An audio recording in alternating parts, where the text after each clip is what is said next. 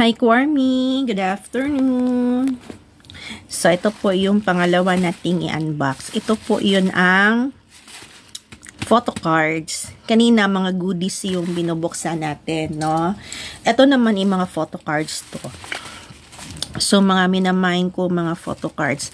Kasi nagko-collect din ako ng mga photo cards ko, Army, until now. Pero, bihira na lang. Hindi kagaya in the past year, yung active pa ang BTS, no? Hindi pa sila pumasok sa military.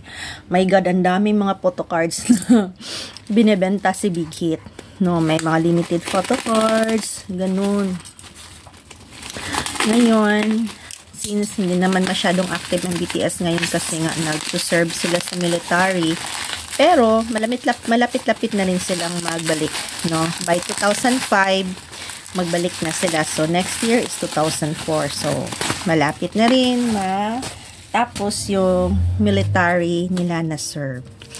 Wow! So, ito yung isa sa mga na-mine ko, Army. Ito po nasa album ni V sa layover. No? So, kunin natin to. Kunin natin. Yan. Ito po yung nasa freebies. Yun. Pero binili ko siya kasi binibenta ito ni seller. ID card po ito. Tapos ito naman yung mga photo cards. So, buksan natin. So, ito po yung lahat ng mga photo cards. Sandali. Kasi nakaano siya, nilagyan sila ng scotch tape para hindi masira. Siyempre, nag-iingat din yung seller natin na madamage yung mga photo cards. So, yan. So, ito po ko, Army. So, buksan natin one by one.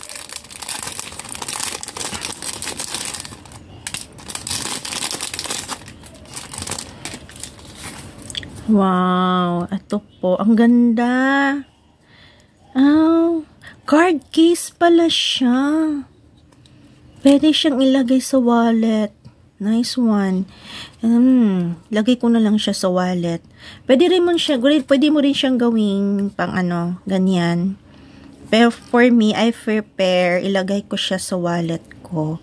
Actually, meron akong card case doon. Yung card case ko si Cookie. So, gamit ko yung card case ko. So, nilagay ko doon yung mga ATM ko. Ito maganda din, di ba? Tingnan nyo po. So, ganun siya. Meron siyang lalagyan ng, pwede mo siyang ilagay sa, pwede mo picture card, but prepare sa wallet mo siya, tapos ilagay mo siya sa loob ng wallet. Hindi sa labas, kasi mawawala yung card. Alam mo naman, maraming magnanakaw sa atin dito. Kila sa ibang bansa. Pero dito sa atin sa Pilipinas, hindi yan fit. No? So, mag-iingat talaga tayo. Hindi yan aabutan ilang segundo, nawawala na yung gamit mo. Okay, so ganyan po siya. Okay, ang ganda po ng card case. Nice one. Ito po ay layover card case. Okay. Next is, wait, medyo maano na siya. Ganun na lang. Kamsahamnida. So, ito po yung, thank you pa si seller. May pa-thank you. Thank you din, seller. So, mga photo cards na ito. Let's check it one by one. Ayan. Si RM. Ang gwapo. Ay, sa Weber Shop pala to, sa Permission to Dance Weber Shop. Hindi ba? Ang gwapo ni RM dito. Wow. Ang gwapo. My goodness. Nang upa ko. Tingnan mo yung mic niya. So, ito po si RM. Siya po yung bias ko, Army. Nagko-collect po ako ng mga pictures po ni RM. Next is ito, si Jungkook. Ito naman is Instax photo Fujifilm ni JK. Ang gwapo ni JK dito, no? Cute. Bibing baby si JK dito. Tingnan nyo po. JK, bibing baby. Di po ba? Tapos ito yon si RM. So, Tingnan natin yun. Dalawa kasi to eh. Dalawang pictures yung minamind ko. Ito yun si RM.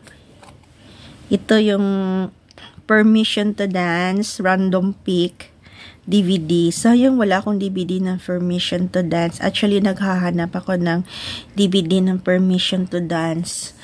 Yung nag-open ng mine sa seller, sayang na mine agad sa iba, naunahan ako. Pero anyway, nakahanap pa rin ako ng Permission to Dance DVD.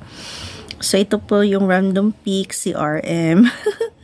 Ang gwapo, Diyos ko. Pogi-pogi ng bias ko, diba? Dito nga, ang gwapo nga niya dito ko, Army. Tingnan niyo. Diba? Ang pogi ni RM. Tapos, another random pick is Beyond the Story. Si RM din. Yan, Beyond the Story.